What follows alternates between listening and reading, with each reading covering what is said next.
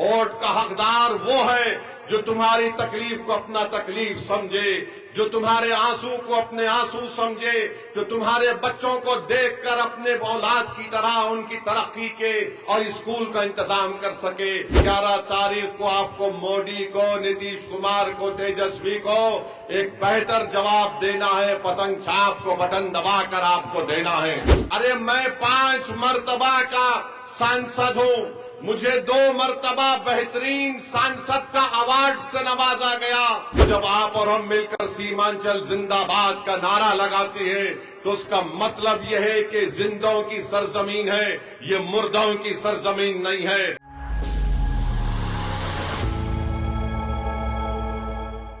अब हम आपको बता रहे हैं कि चाहे मोदी हो, नीतीश कुमार हो, तेजस्वी हो या चिराग पासवान हो या कुशवाहा साहब हो, ये सब हर समुदाय की सियासी लीडरशिप को कबूल करते हैं, मगर एक समुदाय की सियासी लीडरशिप को बर्दाश्त नहीं करते। वो है अल्पसंख्यक समाज और खास तौर से सीमांचल के गरीबों की आवाज, गरीबों की दिलों की धड़कन मजलिस इत्तेहादुल मुस्लिमीन जो बन चुकी है। ये इसको पसंद नहीं करते, चाहे दिल्ली में बैठी अब मोदी हो, पटना में बैठा नीतीश कुमार हो या तेजस्वी हो, ये सब का कबूल करेगा, मगर जहां पर बात आएगी मुसलमान की तो बोलेंगे नहीं, ये नहीं हो सकता। ये चाहते ये है कि हमेशा आपको जंजीरों में जकड़ कर रख दिया जाए, ये चाहते ये है कि हमेशा सीमांचल को पसमानदा रख दिया जाए, ये चाहते हैं कि कभी जिन गांव का नाम हमने लिया वहां पर कभी नदी कटाव का काम ना हो, ये चाहते ये है कि हमारे बच्चे ना पढ़े, ये चाहते ये है कि हमारी बेटियां तालीम याफ्ता ना बने, ये चाहते ये है कि हमारे किसानों को उनकी फसल का रेट ना मिले। ये सीमांचल के दुश्मन है। मैं आपसे अपील कर रहा हूं 11 तारीख को आपको मोदी को, नीतीश कुमार को, तेजस्वी को एक बेहतर जवाब देना है। पतंग छाप को बटन दबाकर आपको देना है। सीमांचल की एक आजाद आवाज जरूरत है। याद रखो, जब आप और हम मिलकर सीमांचल जिंदाबाद का नारा लगाते हैं तो उसका मतलब यह है कि जिंदों की सरजमीन है, ये मुर्दों की सरजमीन नहीं है। ये जिंदों की सरजमीन इसलिए है कि उन्होंने मजलिस का हरा परचम थाम लिया।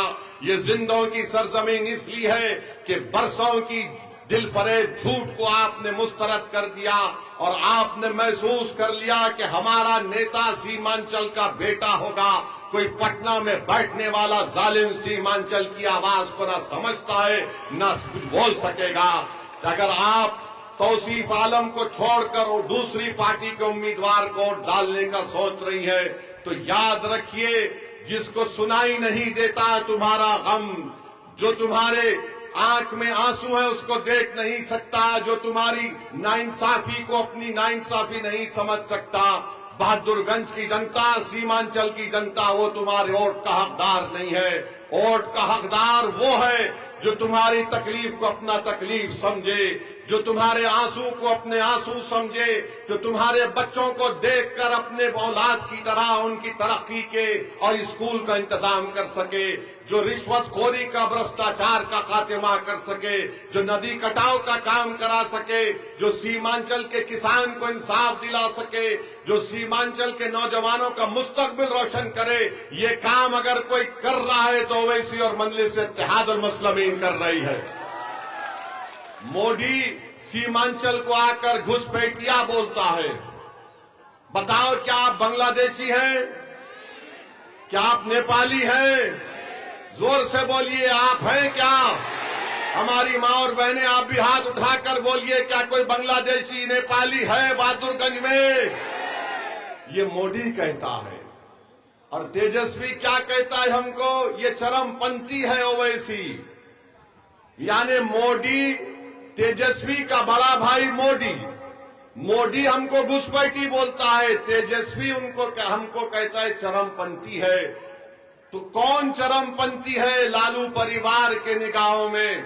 जिसके सर पर टोपी है वो चरमपंथी, जो हमारी माँ और बहनों के सर पर दुपट्टा या हिजाब है वो चरमपंथी, जिसके चेहरे पर दाढ़ी है वो चरमपंथी, जो अल्लाह की इबादत करता है वो चरमपंथी, जो 5 वक्ता नमाजी है वो चरमपंथी, जो रमजान के रोजे रहता है वो चरमपंथी, जो बावक हमेशा मस्जिद को जाता है वो चरमपंथी, जो बच्चों को कुरान की तालीम सिखाता है वो चरमपंथी है। और कौन चरमपंथी नहीं है? जो लालू के आगे अपना सर को झुका दे वो चरमपंथी नहीं है। जो लालू परिवार की चौखट पर जाकर भीख मांगे वो चरमपंथी नहीं है। जो लालू की तारीफ करे, उसके बेटा की तारीफ करे, तो सुनो तेजस्वी, तुम्हारे कान और दिमाग में मैल है, उसको निकाल कर सुन लो। अगर अल्लाह की इबादत करना चरमपंथी है, रसूलुल्लाह सल्लल्लाहु अलैहि वसल्लम से दुनिया की हर चीज से ज्यादा मोहब्बत करना चरमपंथी है, तो सुन ले तेजस्वी, हम चरमपंथी कहलाने को तैयार है, मगर अल्लाह उसके रसूल को छोड़ने को कभी तैयार नहीं है। तेजस्वी ने ओवैसी को चरमपंथी कहकर आप तमाम की तौहीन की है, हमारी मां और बहनों की, हमारे बुजुर्गों की, हमारे गयूर नौजवानों की। अरे मैं 5 मर्तबा का सांसद हूं, मुझे 2 मर्तबा बेहतरीन सांसद का अवार्ड से नवाजा गया, मैं 2 मर्तबा का विधायक हूं।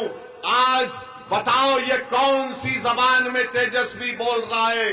बोलो प्रोफेसर, जो तुम आज तौसीफ आलम के पास 5 पार्टी का पानी पीकर तुम आज हमसे मुकाबला करने को आ रहे हो। तुम जिसको मुख्यमंत्री बनाना चाहते हो वो 17% बिहार की जनता को चरमपंथी कह रहा है। बताओ सीमांचल की गयूर जनता, बताओ बिहार की 17% अल्पसंख्यक समाज के मुसलमान, क्या तुम चरमपंथी और घुसपैठी बोलने वालों को वोट दोगे?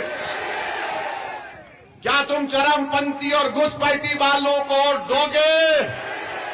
अगर नहीं दोगे तो फिर 11 तारीख को पतंग छाप को कामयाब करना है, और आप कामयाब करेंगे इंशाअल्लाह ताला।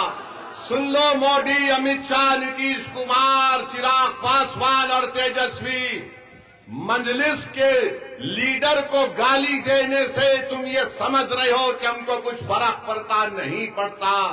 अल्लाह हमारे दिलों का हाल जानने वाला है। सुनो तेजस्वी, सुनो नीतीश कुमार और मोदी, सीमांचल के हर घर में मजलिस का पतंग छाप का पैगाम पहुंच चुका है। अरे 10 साल का मासूम बच्चा हमको देखकर कहता है ये पतंग छाप जा रहा है, पतंग छाप जा रहा है। अब तुम इस मोहब्बत को नहीं निकाल सकते। तेजस्वी, हम मर भी जाएंगे ना तो ये लोग याद करेंगे कि एक पतंग छाप वाला आकर हमारे दिल में इस बात को पैदा कर दिया कि हमारे मुकद्दर के फैसले हम लेंगे।